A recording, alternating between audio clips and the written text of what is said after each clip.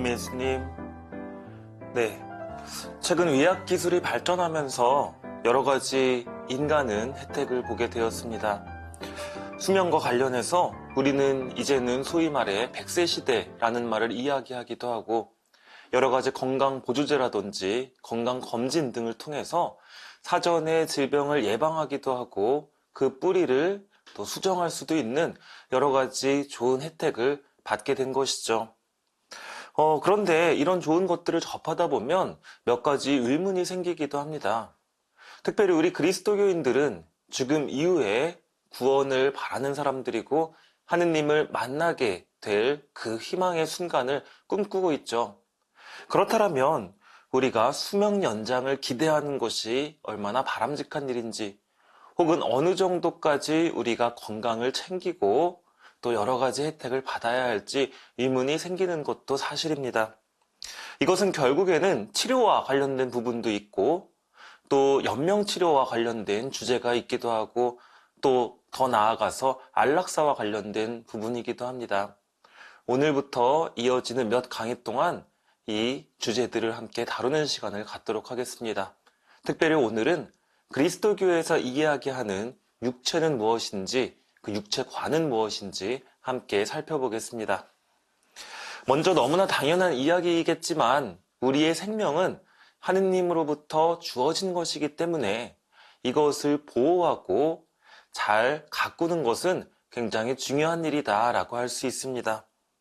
이것은 인간의 기본권이기도 하고 이 권리에 따라서 우리는 자기 자신과 다른 사람의 건강을 잘 돌보고 살펴야 한다라고 할 수 있습니다. 여기에서 중요한 것은 건강이 단순히 육체적 건강만 이야기하는 것이 아니라 정신적 건강까지 모두 다 포함한다라는 것이죠. 결국 나의 건강만이 중요한 것이 아니라 이웃의 건강까지도 또한 중요하다라고 할 수 있는데, 그렇다면 나는 나의 어떠한 이익을 위해서 다른 사람을 이용할 수도 없고 또 나의 정신건강을 위해서 다른 사람의 정신건강을 해친다거나 그래서 또한 안 된다라는 것을 우리는 알게 되는 것입니다. 그렇다면 인간은 육체를 어떻게 받아들여야 하는가에 대한 문제가 여기에서 파생된다라고 할 수 있습니다. 특별히 초기 그리스도 교회를 배경으로 두고 있는 그때 당시의 이단들 같은 경우에는 육체를 굉장히 폄하하는 경우가 있었습니다. 육체에서 여러 가지 부정한 것들이 나온다라고 생각했던 것이죠. 어떠한 성욕이라든지 식욕, 그 밖에도 우리의 어떠한 게으름, 나태함, 이 모든 것들이 육체에서 기인한다고 믿었습니다. 한편 인간의 영혼은 선한 것이다 라고 생각을 했습니다.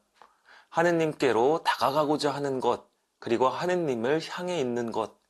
자, 이러한 개념을 통해서 인간의 영혼은 선한 것, 인간의 육체는 악한 것이라고 이원론적으로 구분했던 것이죠. 그 대표적으로는 영지주의와 마니교가 있습니다. 영지주의 같은 경우에는 더러운 육신에 영혼이 갇혀 있다라고 생각했습니다.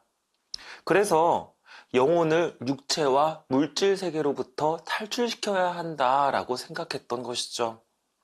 결국 이 이론을 간단하게 말씀드리면 인간의 육체는 여러 가지 안 좋은 것들을 만들어낸다. 그리고 영혼은 거기에 갇혀 있다라고 할 수 있을 것 같습니다. 자, 영혼은 선, 육체는 악이다라고 이야기를 한다라고 했을 때 하느님께서 인간을 결국에는 악한 본성을 띠게끔 창조하셨다라는 것이 되죠. 그렇기 때문에 그리스도 교회는 이러한 이론을 완전히 배척하고 있습니다. 마니교 역시 영지주의와 굉장히 비슷합니다. 마니교 같은 경우에도 선과 악을 이분법적으로 만들어서 인간이 이 선과 악이라는 불균형함에 갇혀 있다라고 이야기를 했었습니다. 자, 비정상적인 혼합이라고도 이야기를 했고요. 자, 이렇게 두 가지 실체가 인간의 몸속에 섞여 있으니 결국에는 독립적인 원초적인 상태로 돌아가야 한다라고 믿었던 것이 바로 마니교입니다. 자, 이렇게 영혼과 육체를 떨어뜨려서 생각하게 되면 한 가지 문제가 생깁니다. 왜냐하면 죄를 짓는 것은 육체이기 때문에 나와는 다른 어떠한 실체로서 죄를 짓는다라고 여길 수 있는 것이죠.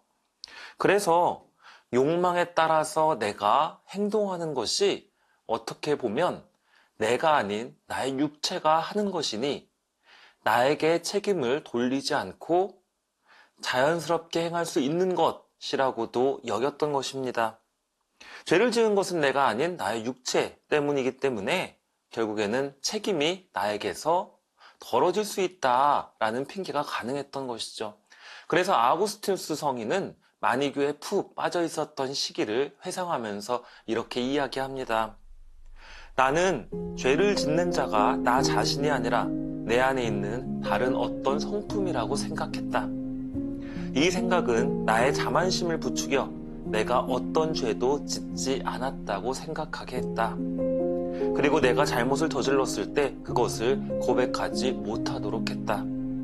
나는 내 안에 있으니 나의 일부는 아닌 이 알지 못하는 어떤 것에 책임을 전가하며 변명하는 일을 더 좋아하였다라고 이야기합니다. 자, 이러한 육체관은 결국 다시 한번 말씀드리면 인간의 몸을 악의 원천으로 보게 합니다. 그리고 육체에 대한 단죄를 선포하게 되기도 하죠. 죄에 대해서 핑계를 댈 수 있는 한편 내 육체를 심판하고 단죄할 수 있는 권한을 갖게 됩니다. 자, 그렇다라는 측면에서 그리스도교는 과연 이것을 어떻게 생각할지에 대해서 말씀드리자면 우리는 영혼과 육체가 단일하다라고 이야기합니다. 자, 그래서 마테오복음 5장 27절에서 30절까지의 이야기를 잘 살펴볼 필요가 있겠는데요. 이렇게 이야기합니다. 간음해서는 안 된다고 이르신 말씀을 너희는 들었다. 그러나 나는 너희에게 말한다. 음욕을 품고 여자를 바라보는 자는 누구나 이미 마음으로 그 여자와 간음한 것이다. 여기에서 육체적 욕망은 음욕을 품고 여자를 바라보는 행동을 뜻합니다.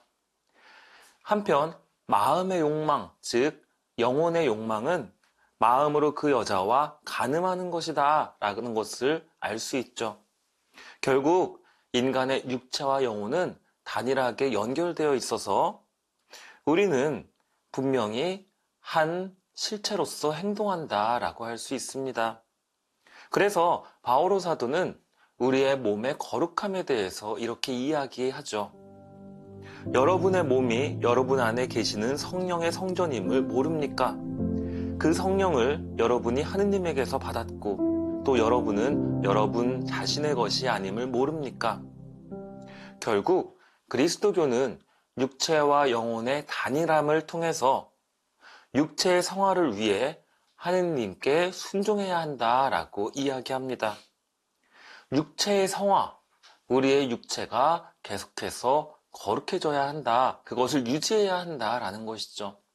그렇다면 과연 이 육체의 성화는 무엇을 의미하는 것일까요? 한 4가지 정도로 정리해서 말씀드릴 수 있을 것 같은데, 첫째는 육체의 건강을 돌보는 것이다 라고 할 수 있습니다. 둘째는 육체를 가꾸고 단련하는 것이다 라고 할 수 있죠. 여기에서 육체를 가꾼다는 건 화려한 옷을 입는다거나 화장을 하는 그러한 치장을 이야기하는 것이 아니라 여러 가지 위생적인 측면이라든지 단정함을 유지하는 것을 의미합니다.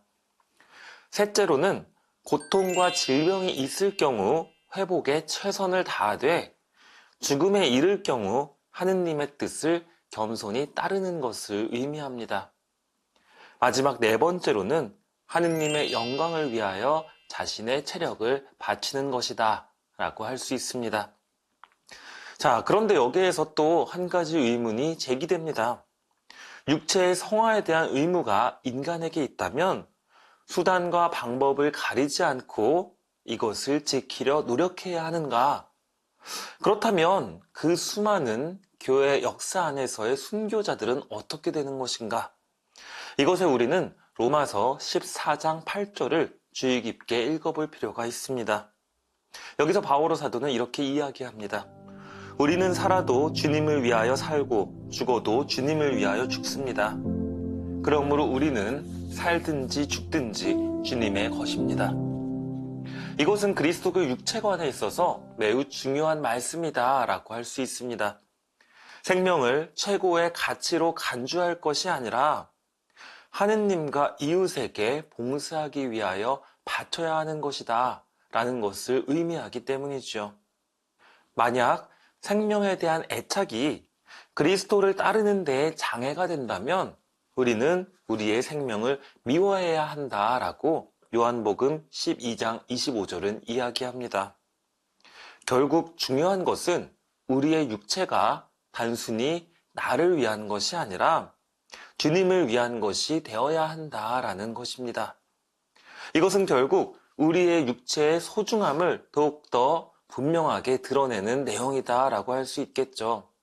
이 육체는 하느님께 속한 것이기 때문에 하느님의 선물로 주어진 것이기 때문에 우리가 잘 보살펴야 하는 한편 단순히 그것을 나의 이익과 즐거움을 위해서 사용할 것이 아니라 하느님에게 봉사하기 위해서 하느님의 질서 안에서 사용해야 한다라는 것입니다. 그리고 그렇다면 이것은 나뿐만이 아니라 이웃의 육체 또한 함께 존중해 주어야 한다라는 책임감을 더 불러일으킨다라고도 할 수 있을 것 같습니다. 그러한 차원에서 우리의 육체는 하느님의 뜻을 드러내는 도구로 쓰여져야 하고 봉사하는 의무를 가지고 있다라고도 할 수 있습니다. 그래서 예수님께서는 요한복음 15장 13절에서 말씀하셨죠. 벗을 위하여 제 목숨을 바치는 것보다 더 큰 사랑은 없다. 자, 그러한 의미에서 우리는 모두 이 소중한 육체를 잘 관리하고 지키기 위해서 건강에 대한 책임을 가지고 있다라고 할 수 있을 것 같습니다. 건강에 대한 의무는 또 다음과 같이 요약할 수 있을 것 같습니다. 첫째, 육체의 생명과 건강은 하느님이 인간에게 맡겨주신 선한 것입니다. 두 번째, 그러므로 하느님의 뜻에 따라 건강을 잘 돌봐야 할 의무가 있습니다. 세 번째, 인간은 자연스럽게 자기 보호 본능을 가지고 있음으로써 이러한 의무에 주의를 기울이도록 창조되었습니다. 네 번째, 그만큼 자신뿐만 아니라 타인의 건강에 대한 주의와 책임도 필수적입니다. 이러한 의무는 결국 우리 인간에게 음식, 의복, 주택, 휴식 등 이러한 필요한 것들을 계속해서 마련하고 지켜야 한다라는 결론으로 이어집니다. 그런데 앞서 말씀드렸듯이 이것은 비단 나를 위한 것뿐만이 아니라 이웃을 위한 것도 존중되어야 한다라는 것이죠. 그렇기 때문에 인간의 육체적, 정신적 건강이 먹는 것, 자는 것, 입는 것, 살아가는 그 배경, 모든 것들을 포함하고 있다라면 결국 가난한 이들을 위한 혹은 재화가 부족한 이들을 위한 먹는 것, 자는 것, 입는 것, 사는 것, 이러한 것들을 위한 혜택이 마련되어야 하고 사회는 이것을 존중해줘야 한다라는 것입니다. 그렇다면 이제 먹는 것에 대해서 말씀드려 보도록 하겠습니다. 충분한 음식 섭취, 그리고 이것을 통해서 얻게 되는 우리의 즐거움, 이것은 당연히 하느님으로부터 주어진 미각의 즐거움을 통해서 선사된 것입니다. 그렇기 때문에 영양 섭취를 목적으로 할 경우 음식을 섭취하는 것은 당연히 좋은 것이다, 필수적인 것이다 라고 할 수 있겠죠. 그러나 음식의 즐거움을 취하는 것은 나쁜 것은 아니지만 만약 건강의 요구에 어긋날 정도로 많은 것을 섭취하거나 또 오직 즐거움만을 위해서 무언가를 섭취한다라고 한다면 질서의 한계를 넘어설 위험, 그리고 이웃의 배고픔을 생각하지 못할 위험이 있다라고도 할 수 있습니다. 결국 음식의 양과 형태는 육체적 생명을 보존하고 발달시키는 데 있어서 적합하고 정당한 정도여야 된다라고 교회는 이야기하고 있습니다. 물론 몸에 도움이 잘 되지는 않지만 해를 끼치지 않는 한에서 섭취하는 것들이 있을 수 있죠. 그러한 것들은 윤리적으로는 해가 되지 않는다라고 이야기할 수 있습니다. 왜냐하면 우리는 먹는 즐거움을 통해서 휴식, 사회성 또는 그와 비슷한 목적으로 여러 가지를 누릴 수 있기 때문에 긍정적인 역할 또한 수행할 수 있기 때문입니다. 대신에 앞서 말씀드린 것처럼 지나친 그러한 즐거움은 우리가 다소 조심해야 된다라고 할 수 있겠죠. 대표적인 경우가 술이라고도 할 수 있을 것 같습니다. 우리는 과도한 음주를 해서 향락을 찾으려 할 때 여러 가지 실수를 하게 되고 또 낭비적인 사치로 방탕하게 음식을 탐하게 되는 경우도 있죠. 자, 특별히 주변에 다른 사람이 굶주리고 있을 때 우리가 너무 많은 음식을 탐한다, 남긴다라고 한다면 그것은 이제 윤리적인 죄를 범한다라고 할 수 있을 것 같습니다.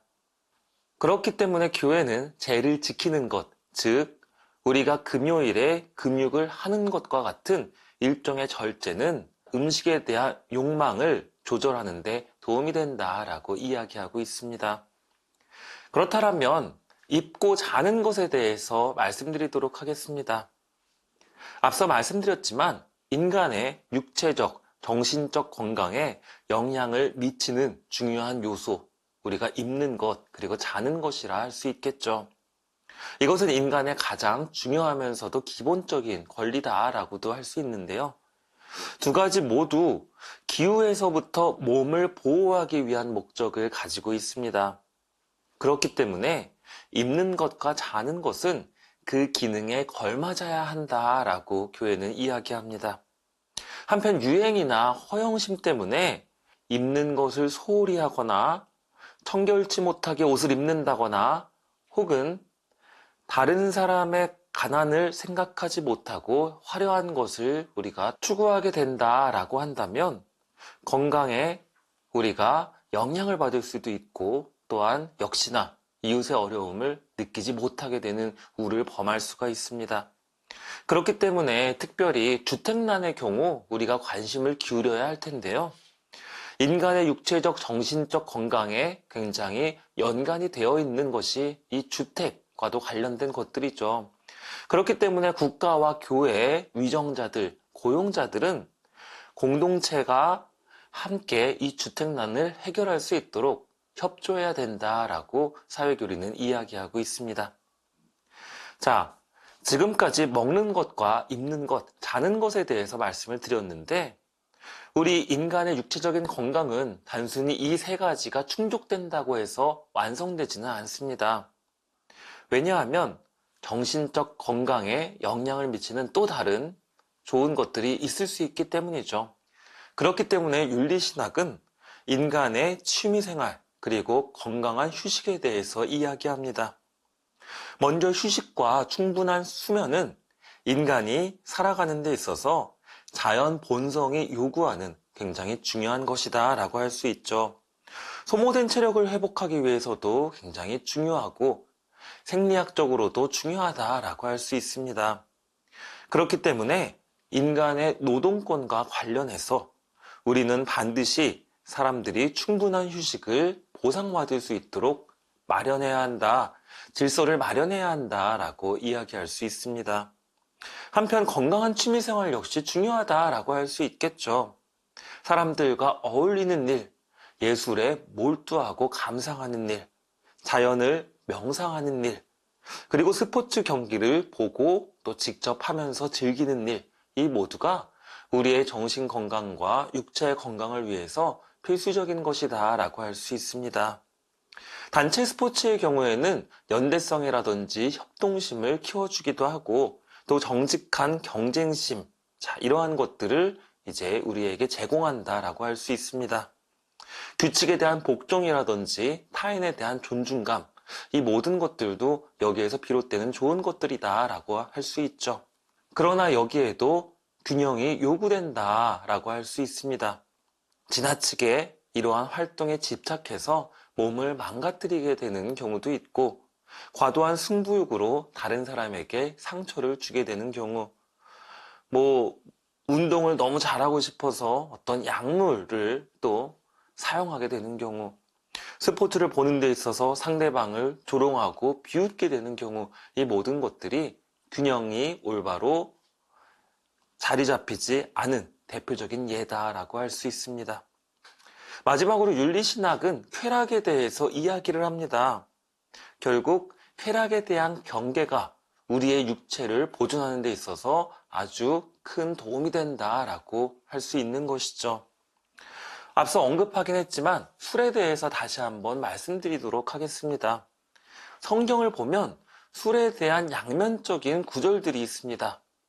먼저 술에 대해서 긍정적인 측면을 강조하는 부분을 읽어보도록 하겠습니다.